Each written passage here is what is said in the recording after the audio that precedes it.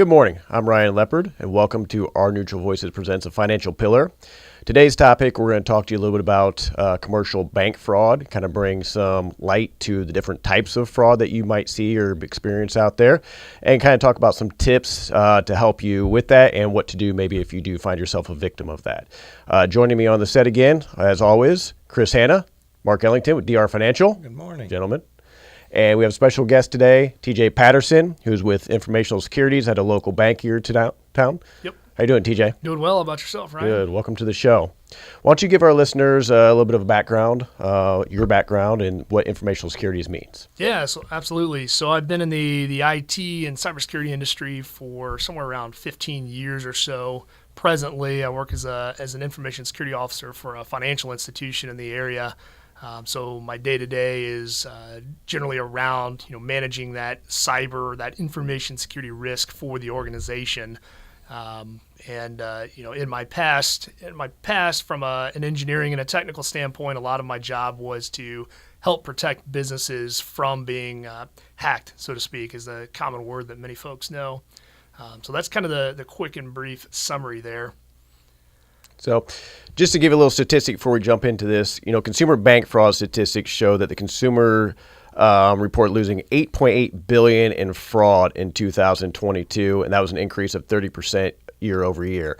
So obviously fraud is a huge loss, to the financial institutions, to the consumer, everybody. So what are some common types of fraud that our listeners might experience or to be aware of? Yeah, so I think one of the biggest things, even without the topic of fraud itself, is social engineering. So social engineering or phishing, it's the act where someone who wants to gain access to either information or money, they do something in a way that gets you to give them that thing or that information. Or when it comes to money, let's pick on phishing or phishing emails. So you may receive an email from someone who maybe you think you can trust it. Maybe up in the from address it says, it's John, and you think it's John. But then you may have to ask yourself, is that really John? Because some of those phishing emails will be written in a way to get you to click on, say, a link. Yep. And you click that link and may inadvertently give away your username and password to your online banking. Yep. So in my experience, working in the banking field, is that with the phishing emails, you get a phishing email claiming to be from your bank, right? You pull it up, it looks just like your bank's logo. The information looks like the intro to their website, and it's saying something to the effect of, you've been locked out of your account, right? Click on this link to reestablish or regain access to that. A couple things to look for, the URL, right? That URL is never going to be yourbank.com or whatever it normally would be, correct? Correct. And sometimes, Ryan, they can make the link so when you look in your email, it says, whatever your financial institution is, .com. You'll think it looks like it, but if you hover over that link, it'll show a bunch of random letters and numbers. So even though it says bank.com, whatever your bank is, and you hover over the link, you won't see bank.com anymore. And that's a way for them to entice you to click on that. Yeah, and I guess the purpose for the click is they're wanting you to click on that, and then it's going to ask you some information about yourself, thinking you're giving that to your financial institution to regain access to your online account. In all reality, you're giving it to somebody out there who's taking that information for fraud purposes, correct? And a lot of times people who fall for that don't even realize they fell for it. So you click the link, and they've built a website that looks exactly like your bank, and you think, oh, this is strange. Let me go ahead and sign in real quick. You sign in with your information. The scammers will send you on to the real website, and then you go onto the real website not thinking anything of it when your password has been taken away elsewhere, and it may be weeks later before you realize someone's in your account. Gotcha. What's another type of fraud we should look for? Yeah, so another one is romance scams is often the label used, where relationships are built over a period of time. Often it's someone who you haven't met in person. You may get a text, maybe it's social media or online dating sites, and you get connected with someone, and after a period of time, you become emotionally invested, as any relationship, and at a certain point, they begin to start to ask for money. And at some point, that's when they may say, hey, I need so much money to do this thing. And if you've built a relationship with them over time, in your world, it feels like a real relationship, but in their world, they're just after that one payout. And that's Or- been the scam from the get-go, is to get you Correct. emotionally invested to the Yes. point of, hey, I believe this person's going to give me some money now. Exactly. And Right. that's a huge key, whether it's in the romance scam or others. It's all about feeding on that emotion. Scammers know this, and they will target individuals. And once they can get into that emotion, they'll get you on the hook, and you'll never even know till it's too late, or you may never know. Maybe over extended periods of time, you periodically give money for whatever cause or thing that they're involved with, and you're thinking, hey, this is my family member. This is someone who I've been in a relationship with for a long period of time, and that can last for extended periods. Gotcha. So we got phishing, we got the romance schemes. Any other ones? Yeah, another one I've seen, secret shopper scams. So let's say you're strapped for cash, or you just need a side job, and you're sent a letter in the mail that says, hey, let me walk into this store, provide us some feedback on the store, and by doing that, you'll help us out, you'll help the store out, and we'll pay you. And if someone needs that money and they're tight on money, or they need some extra cash, they're likely to do that. And those letters, you're potentially giving away your information. Maybe you're giving out what they're looking for. They're saying they need information for tax purposes, but in reality, they're collecting part of your identity, and they're then able to use that for another act of fraud later on. Yeah, I've never thought about it or heard about it in terms of secret shopper, but I have heard about that in individuals finding jobs, finding jobs online where they have to then in turn give their information to somebody with the intent like, okay, you're hired, we just need this information from you, we're going to send you a computer and everything else to do your job. And then ultimately, you're giving them your social security number, all your stuff, and bank account information for direct deposits, everything. Yep. Right? And I've personally seen a couple of organizations who went through that. In one circumstance, this organization, they engage with prospects through email. Well, a scammer was going around saying, hey, I'm this organization. They set up a Google account with a real number and everything, and they essentially became HR. They impersonated the human resources team at that organization. So a lot of times that's what scammers will do is they'll truly impersonate. It won't be a new company you've never heard of. They'll actually impersonate a human resources team from an organization. Gotcha. Elder abuse. Have any of us heard of elder abuse? Do we know what that means? Mark? Well, yeah, it's kind of the same thing with the romance. Just many times catch them off guard. With their finances. Hey, we got this great investment or something like that. And so you basically get the same kind of thing. So from a banking standpoint, when I think of elder abuse, it's just changing in habits. There's typically somebody that's older. Why'd you ask me that question? Just want to know if you've been a victim of it yet. What's up with that? I was hoping That's elder abuse right here. Just because I'm old and gray, ask me the elder abuse question. I was hoping you're going to catch on to that, Mark. Yeah, but see, also elder, you're a little slower. That's what I was getting at there. Yeah, it took a minute for Mark to catch on to that. But yeah, in all seriousness, elder abuse is serious. It's typically somebody older. Maybe their mind is not all there anymore, and somebody's preying upon that, whether it's family members or somebody that's assisted living, that's taking them to the bank. And, one of the things being in the banking world is, recognize that thing. When you see that your clients and their spending habits start to change, and somebody's coming into the bank with them now, and that person's the one doing all the talking for them and not really letting them talk. Those are all signs of elder abuse, but that's something else for us to be aware of out there. Cash. They come in with cash. That would be wanting to withdraw cash? Well, depending on whether that's a normal habit or not, right. Because there are a lot of people out there that still deal with a lot of cash, and a lot of times those are the older folks because they're used to doing that. But like I said, typically it's a change in their behavior, and typically it's somebody coming in with them, right, from a banking standpoint that I see. But if that person's at home, we don't necessarily see that. But just want to make that aware as well for those family members out there. If they're seeing something change in the loved ones, spending habits, or maybe one person in their family is, spending a lot more time with them nowadays, be alert to that and look into it. Check fraud. I had a question. Just in listening to you, Ryan, when you talk about, I guess maybe this question for TJ, 30% increase. Are we winning or losing? How do you stay ahead of this? That's a tough one. Good question, Mark. Yeah, that's a tough one. I think part of it is, staying up to date with what's really happening. And again, that's kind of reactive, but that's one way to stay in alignment with But I think it's, in some aspects, for lack of a better wording, think like the bad guys. So sometimes you have to think about what are the things that could be done over here, and how can I protect myself from that. But I think the biggest thing that I've personally seen is just staying on top of the trends, and not just things in public media. Sometimes it's family or friends. Let's say you hear your friend on Facebook, you hear, hey, my mom had this thing happen, and you hear that. That's one of those times where listening to what's on social media is actually a good thing. You might want to pick up on that tip and maybe do a little bit of research on your own online. And I think you'll find that the one person who said the thing on Facebook, you'll start to see in other avenues, and that'll help equip you to protect from those things.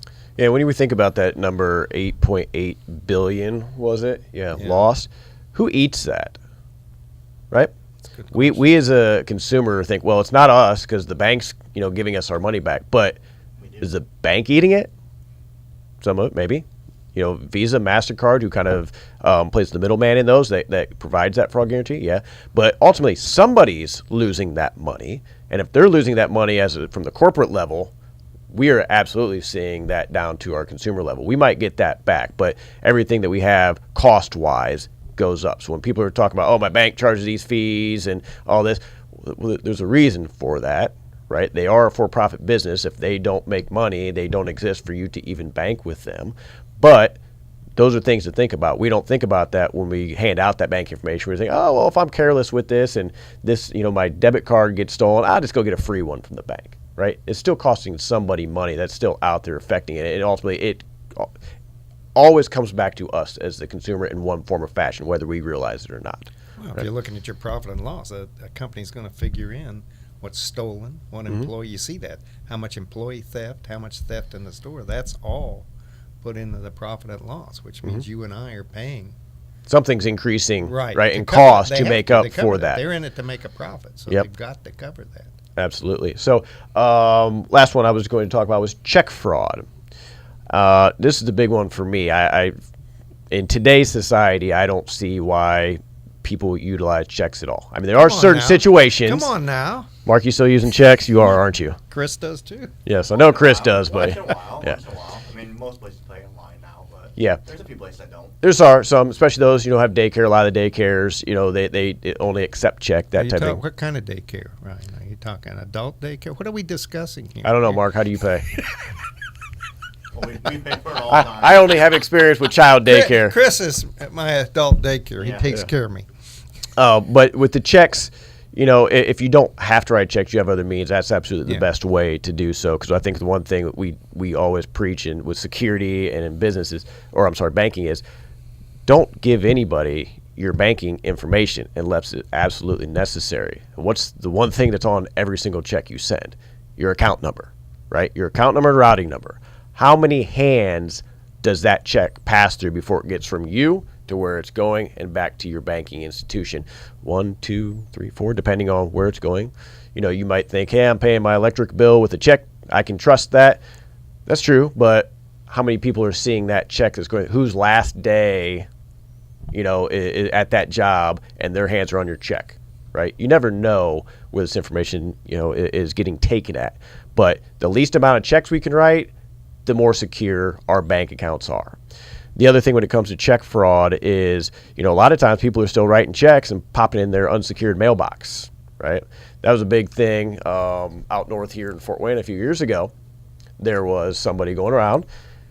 They would see that little red flag up on the unsecured mailbox, and that tells every fraudster that you have mail to be picked up. What are we putting in our mailboxes nowadays?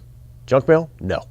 Maybe we're putting in an invitation to something, so maybe they might get a free invite to a party, or they know that you're putting your bill in there. You're putting a check in an envelope, sending it back to your electric company, gas company, whatever. That's exactly what they're looking for, right? That check has the information, and then through different methods, whether it be washing checks, online fraud, whatever the case may be, that's how they're gaining access to that information. So if you're writing checks, it's one thing. Don't ever put those checks in an unsecured mailbox because people are out there looking for that. So, TJ, anything to add to that? No, I think you covered it there. I mean, I think too, if you have that check the mail, I would take it to the post office or drop it Absolutely. in the blue mailboxes you see.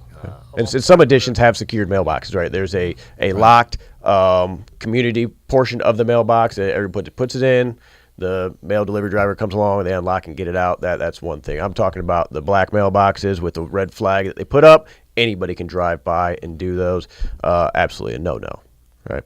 So we talked about a few different types and what to recognize as fraud goes, but so some tips we can do to avoid that. So TJ, let's start off with your specialty around the cybersecurity. Mm-hmm. What are some things we can do to protect ourselves there? Yeah, well, one thing is slow down, right? I mean, I think earlier, it's touched on, scammers feed on emotion. They'll often lean on the sense of urgency. So even though you get that text message or you receive that phone call or even that email, that feels like you have to take an immediate action, slow down a second while thinking through what is it they're asking. I mean, that's a really core tip. You don't know how many times somebody has clicked on one of those links, provided information, called me and said, I knew I shouldn't have done that. Yeah. Right? They just were in a rush. Their mind was somewhere else. Okay, let me do. And then as soon as they hit submit, what did I just do? Yeah. Right? Too late by that point. And I had an example of this even this weekend over the July 4th.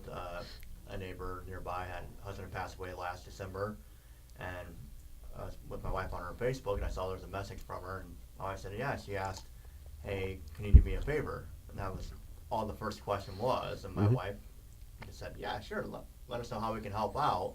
Well, we noticed she didn't respond right away, and I noticed yesterday afternoon on that Facebook message it said, well, hey, I don't have any money, I need to borrow some because I need to help out somebody. Mm-hmm. Like, number one, that neighbor lives right across the street. There's no reason they need to ask over Facebook. Number two, I don't know who would say, hey, I need to borrow some money from you to give it to somebody else. I mean, that seems it's always a key. Seems like a real stretch. Yeah. Or send us some money and we'll send you money back. Yeah. Why do you need me to send you money for you to send me that plus more back? Right. The Prince of Egypt, right, sends you that email. Hey, you've been the lucky winner of our local lottery here. Send me $2,000 and I'll send you $1 billion back. Something to that extent, right? It might be exaggeration, but something to get your attention. And people are out there hoping to win the Powerball every day, and they see something like that and just don't think before they act, right? Yeah. So I think one, certainly slow down and think about it. Two would be if you're being asked to take an action, verify that it's who they say they are. And I don't mean ask them a few simple questions. I'm saying if it's your bank that sends you that email or that text, call your bank's number. Don't call the number that they're providing you, because a lot of times scammers will change the phone number inside of an email or inside of a text. So what I would always tell people is when you get that email that says, looks to be from your banking institution and says click on this link to regain access to your account, is never click on that link, right? Go to your trusted link, which you have saved, or just go to yourbank.com, whatever the URL is, or pick up the phone and call your local bank, right?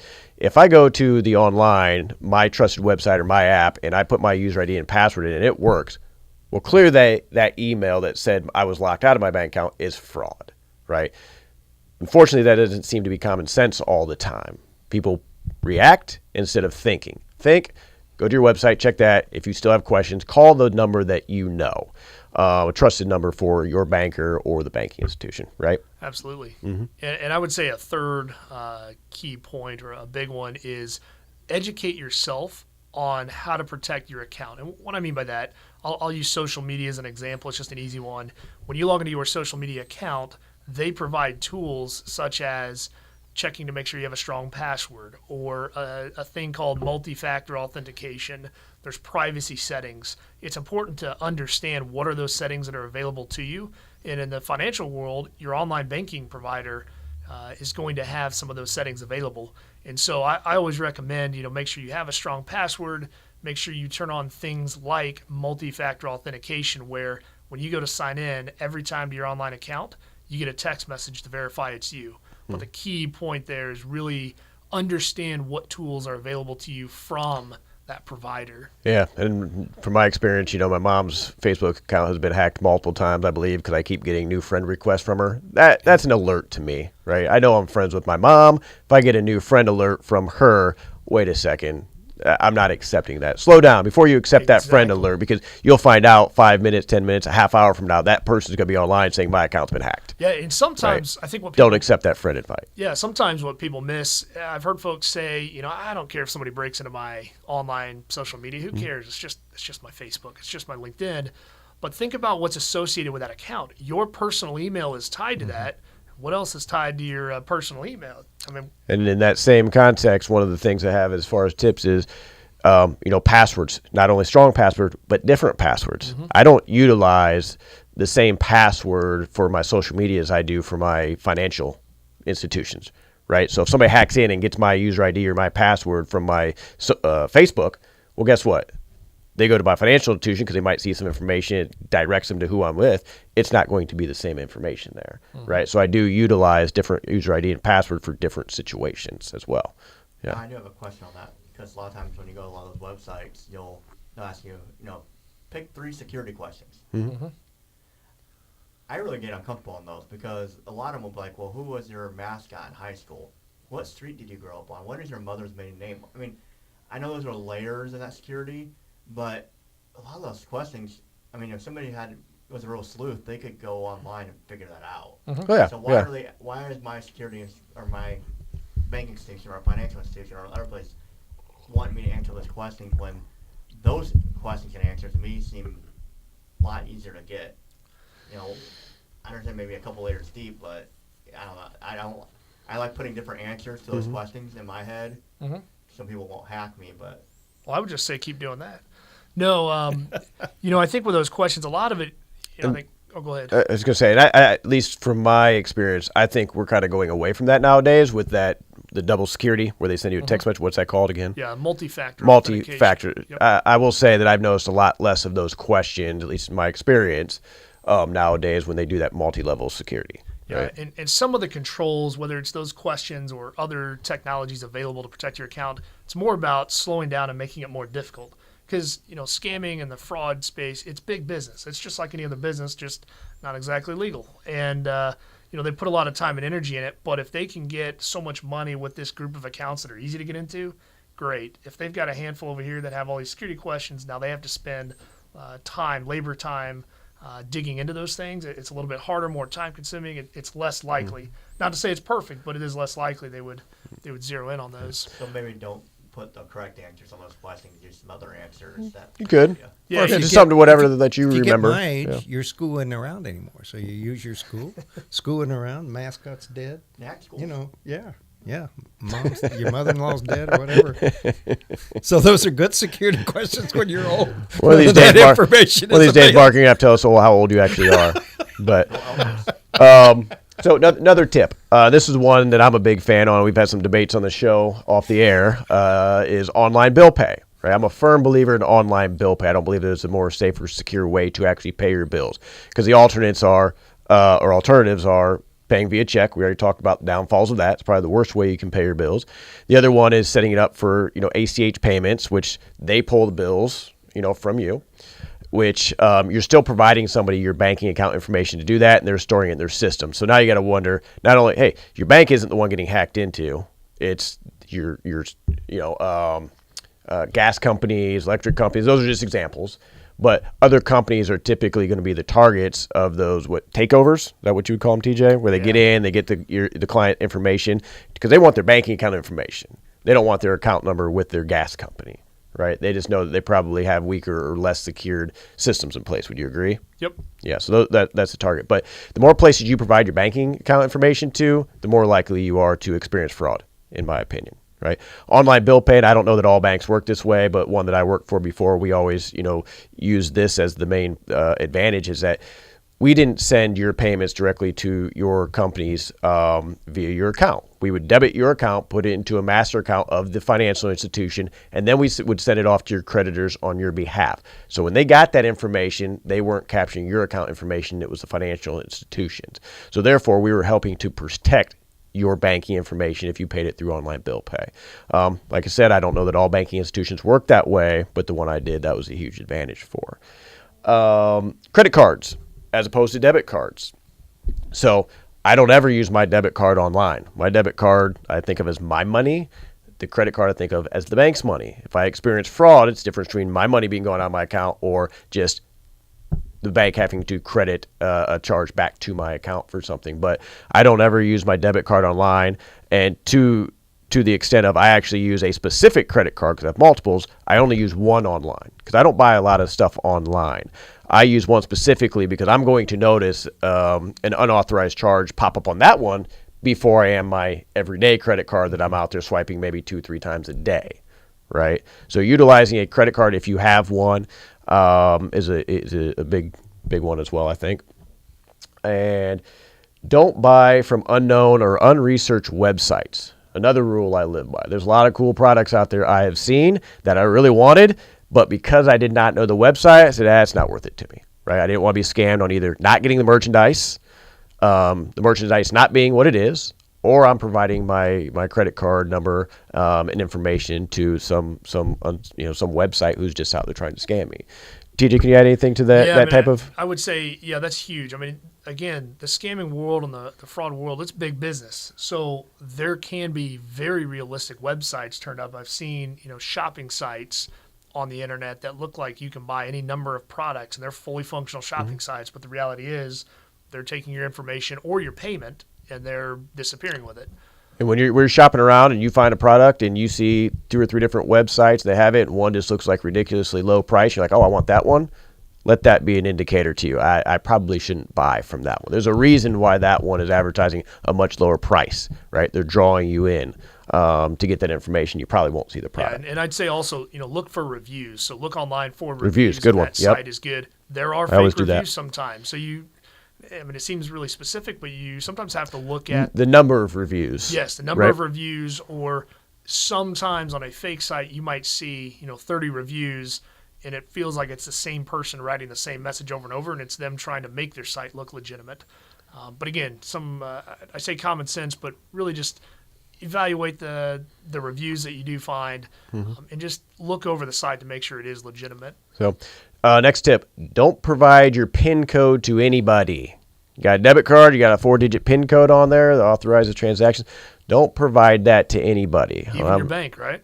Even your bank, yes. Yeah, I mean, the financial institutions I've worked for, they can't just call up and have us reset and create a PIN code for them. That's security measures. That's not to make it difficult on you as the consumer. That's to make as tight a security as we have that no one knows your PIN code. Most banking institutions also won't let you set your PIN code as something that's common information, like a birth date or an address or something like that. Once again, they're not trying to make your life difficult. They're trying to make your life more secure by putting those measures in place. So I don't know how many times I sat with somebody and they had a fraudulent transaction, and this isn't me, I didn't do this. And banking institutions can tell whether it was ran via PIN code or as a credit. Debit card can ran as a debit or credit, but if it's ran as a PIN code, you're probably not going to get your money back because no one else should know that information, and that tells the banking institution it was you or somebody that you gave your information to knowingly. That's how the fraud happened. A credit, anybody could take your card and run it as a credit, which is when you just sign your receipt for it. That's more apt to be fraud. Most people that are going to be stealing your debit card, they don't know your PIN code. They're not going to go and run it as a PIN code transaction. They're going to run it as a credit, to where all they have to do is fraudulently sign your name, right? And that same advice applies to your password, the code that you get from your bank that says, hey, is this really you? The bank, the organization who provides that, they don't need that code. And if you look at your text message, let's use the bank as an example, it will often say, here's the code to log into your online banking, your multi-factor code. And by the way, don't ever provide this to an employee. No employee is ever going to ask.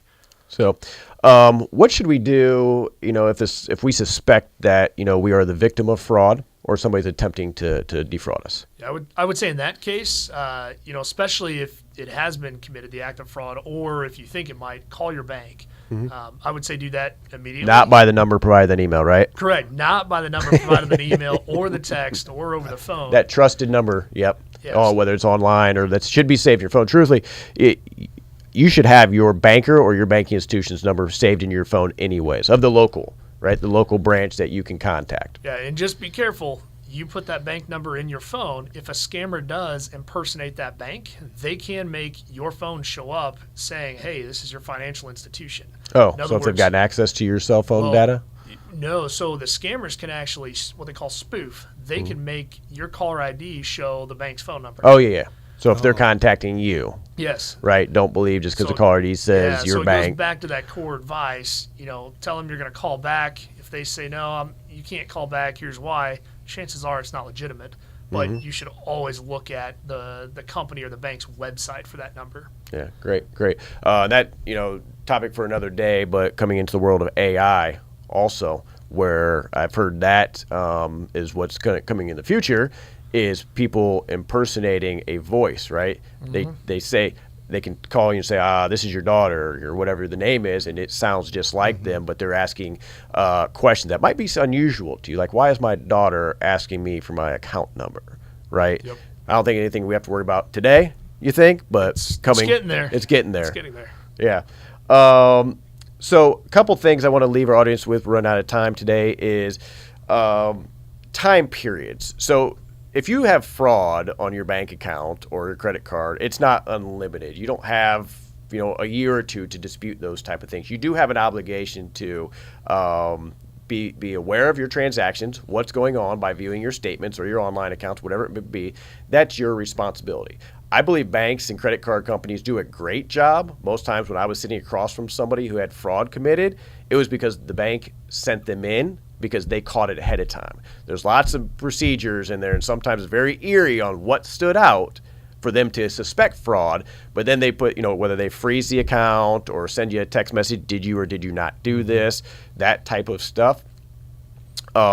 They're very good at catching it, but they can't catch everything. So you do have a responsibility to stay in touch with what's going on with your account and disputing those charges within a reasonable amount of time, okay? I'm not going to give you the specific time periods, but check with your banking institution, your credit card company, find out what those time periods are so you make sure that you're getting it in. And then, does your financial institution have have to refund you your money?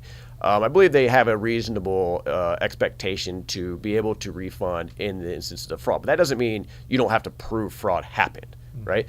Coming back to the PIN code situation, a bank does not look at a PIN code-based transaction really as fraud because, once again, nobody should have that information. You have to accept some sort of responsibility for providing that information to have that fraud committed, right? But once again, things for you to check on with your bank to find out what your responsibility is, what their responsibilities are, and in what cases you may get your money back if you unfortunately fall victim to fraud. But gentlemen, anything we want to add before we get out of here today? I think we touched everything. Okay. So once again, we just wanted to bring some light on the different types of fraud, phishing scams, the romance scams, elder abuse, check fraud, and then the tips that we talked about as well. So we hope that you found this information valuable. And until next time, we're back next week, Wednesday, 8:30 as well. This is Our Neutral Voices. Peace.